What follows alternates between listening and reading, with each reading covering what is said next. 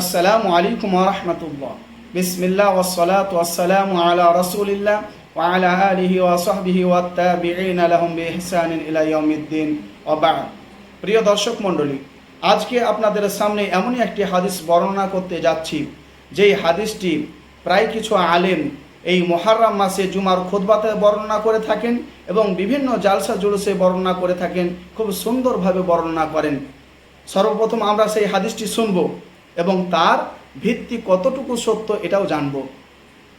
আনি ইবনে আব্বাস রাদিয়াল্লাহু আনহু قال, ইবনে আব্বাস রাদিয়াল্লাহু আনহু হতে বর্ণিত, তিনি বলেন, ইয়াউমু আশুরা, আশুরার দিন, ইয়াউমুন জাআলাল্লাহু ফিহি খায়রান কাসীরা, আশুরার দিন এমনই একটি দিন, এই দিনে আল্লাহ তাআলা অনেক কল্যাণ নিহিত রেখেছেন।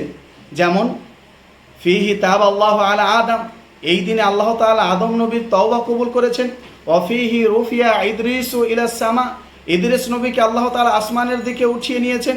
ওয়াফিহি উহবিতা নূহু মিনাস সাফিনাতি, আর নূহ নবীকে নৌকা থেকে নামিয়েছেন এই দিনেই।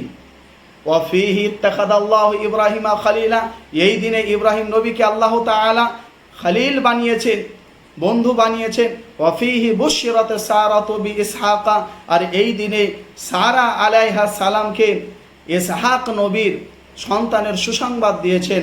ওয়াফিহি রাদ্দাল্লাহু বাসারা ইয়াকুব, এই দিনে ইয়াকুব নবীর দৃষ্টি আল্লাহ তাআলা ফিরিয়ে দিয়েছেন।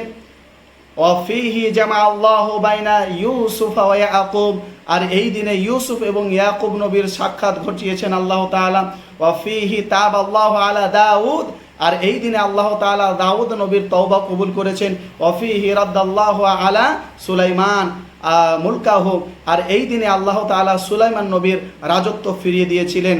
ওয়াফিহি কাশাফাল্লাহু আন আইয়ুব আল বালা, আর এই দিনে আইয়ুব নবীর আল্লাহ তাআলা রোগ মুক্তি করেছিলেন, রোগ ভালো করে দিয়েছিলেন। ওয়াফিহি আখরাজাল্লাহু ইউনুস মিন বাতনিল হুত, আর এই দিনে আল্লাহ তাআলা ইউনুস নবীকে মাছের পেট থেকে বার করেছিলেন। ওয়াফিহি কাতা মুসাল বাহর, আর এই দিনে মুসা নবী ফিরাউনের কবল থেকে নাজাত পেয়েছিলেন।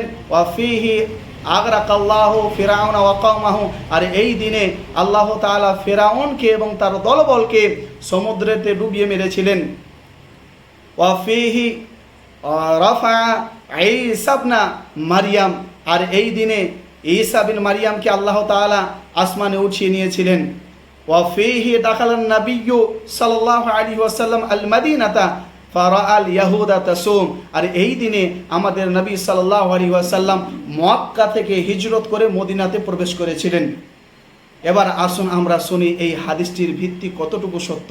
এই হাদিসটি বানোয়াটি জাল, এটা মানুষের মন গড়া কথা, এরকম কোনো সহিহ হাদিস দ্বারা প্রমাণ নেই। আর এই হাদিসটিকে কিছু সংখ্যক আলেম ওলামা খুব সুন্দরভাবে রোমান্টিকভাবে বর্ণনা করে থাকেন। জুমার খুতবাতে জালসা জুলুসে সময়কে পার করে, এই সব আলেম ওলামা থেকে সাবধান থাকবেন। যারা জাল হাদিস, জয়ীফ হাদিস বর্ণনা করে সময় পার করে, মানুষ বুঝতে পারবে যে হ্যাঁ এরা সময় নষ্ট করার, সময়কে পার করার চেষ্টা করছে, এই সব আলেম ওলামাকে বয়কট করবেন। এই প্রকারের আলেম ওলামা হচ্ছে ভণ্ড শ্রেণীর,